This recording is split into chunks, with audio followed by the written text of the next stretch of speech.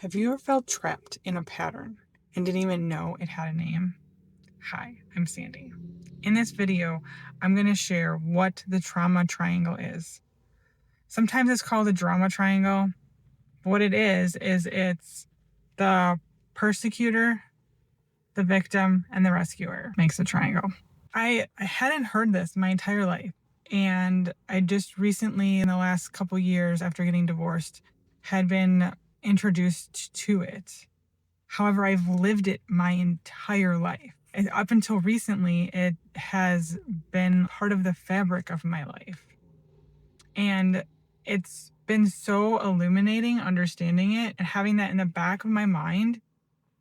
And then just recently, it was more of a felt thing. I can understand it intellectually. I understood it intellectually. I could see it, how it has played out and affected my life. But up until this one recent conversation, I hadn't felt what the victim, I haven't felt what those roles looked like. I guess that's the best way to describe it.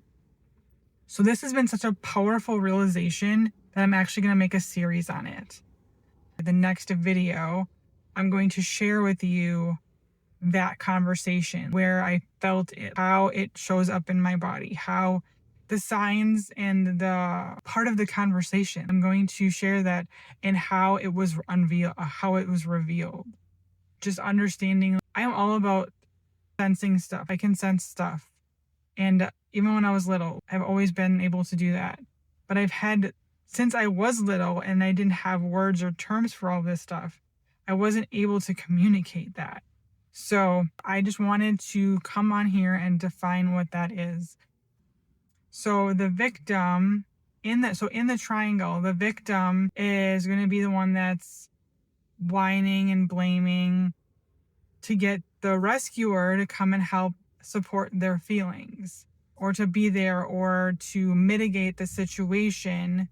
I know for my dad, he would have his big feelings and I would have to mediate between, I can even remember at the cell phone place when I helped him get his very first smartphone, that he had set it up in a way that it took longer to get the cell phone. We switched companies, that whole thing, but he had his credit report locked because he's paranoid. But anyway, that's neither here nor there. That it took longer. And when he has to wait, he gets very frustrated.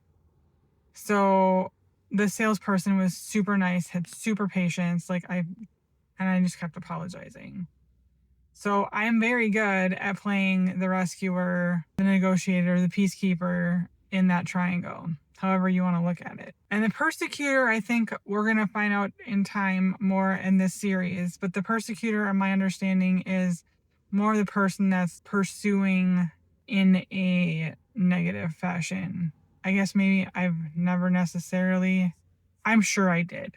We'll find out if I've ever been in the persecutor role in that situation. But I know that I was taught, obviously, when you're marinated in the victim mindset, which is fascinating, and I can't wait to share with you for the next video. But fascinating what happens when your brain is marinated in the victim mindset for so long. So I'm excited to take this journey with you on really diving deeper into the trauma triangle. And I'm excited what we're going to find out. If this resonates with you, comment below on which one you felt like you've embodied the most and which one you want the most detail about.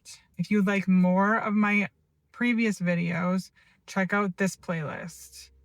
If you want to see the next video in this series, click here.